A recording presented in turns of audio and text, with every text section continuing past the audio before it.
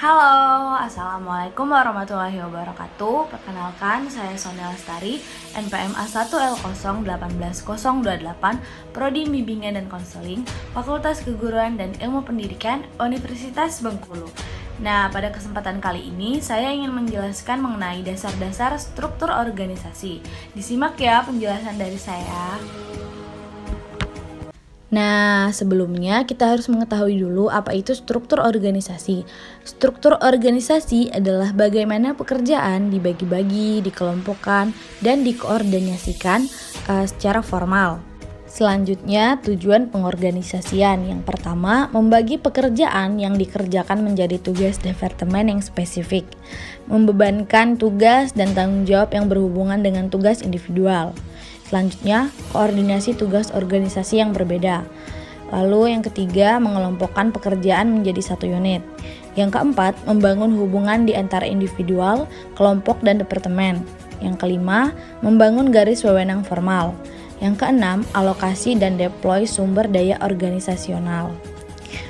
Selanjutnya, desain organisasi merupakan proses yang melibatkan keputusan tentang 6 komponen penting. Nah, yang pertama, spesialisasi pekerjaan, di mana sejauh mana tugas-tugas dalam organisasi dibagi-bagi ke dalam beberapa pekerjaan tersendiri.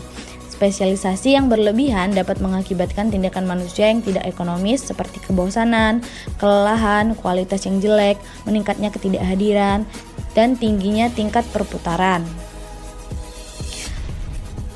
Selanjutnya, yang kedua, departementalisasi, yang dimana dasar yang dipakai untuk mengelompokkan pekerjaan secara bersama-sama. Departementalisasi dikelompokkan menjadi 5 tipe, yaitu yang pertama, fungsional, di mana pengelompokan pekerjaan berdasarkan fungsi yang dilakukan.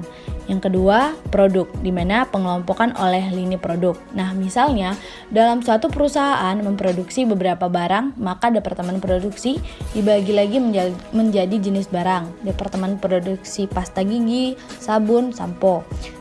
Selanjutnya, geographical, di mana pengelompokan berdasarkan wilayah geografis. Misalnya cabang perusahaan yang berada di Jawa Timur dan di Jawa Barat.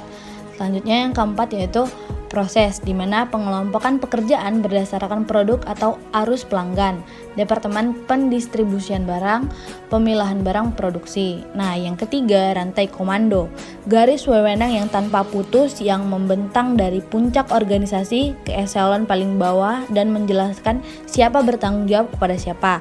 Nah, di sini wewenang adalah hak yang melekat dalam sebuah posisi manajerial untuk memberikan perintah dan untuk berharap bahwa perintah tersebut dipatuhi. Selanjutnya, kesatuan komando adalah gagasan bahwa seorang bawahan harus memiliki satu atasan saja yang kepadanya ia bertanggung jawab secara langsung. Selanjutnya yang keempat yaitu rentang kendali, di mana jumlah bawahan yang dapat diserahkan oleh seorang manajer secara efektif dan efisien. Nah, rentang kendali ini dipengaruhi oleh keahlian dan kemampuan manajer. Yang kedua, karakteristik karyawan, karakteristik pekerjaan yang dikerjakan, keserupaan tugas, kerumitan tugas, kedekatan fisik dengan bawahan, yang terakhir standarisasi tugas. Yang kelima, sentralisasi, di mana sejauh mana tingkat pengambilan keputusan terkonsentrasi pada satu titik di dalam organisasi. Nah, pengorganisasian di mana manajer puncak membuat semua keputusan dan karyawan level rendah hanya menunaikan tugas yang diberikan saja. Selanjutnya, yang keenam, desentralisasi adalah pengorganisasian di mana pembuatan keputusan didorong kepada siapa yang paling dekat pada tindakan atau manajer departemen. Yang ketujuh, formalization adalah tingkatan di mana pekerjaan dalam organisasi distandarisasi dan kadar di mana perilaku diarahkan oleh peraturan dan prosedur.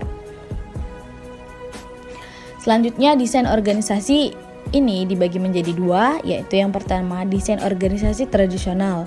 Yang pertama, strukturnya yang simpel, artinya departementalisasi rendah, rentang pengendalian yang luas, wewenang transaksi pada satu orang, setidaknya formalisasi. Yang kedua, struktur fungsional, di mana departementalisasi berdasarkan fungsi. Selanjutnya, struktur divisional, di mana terdiri dari unit atau divisi yang terpisah dengan otonomi terbatas di bawah koordinasi dan kendali perusahaan induk.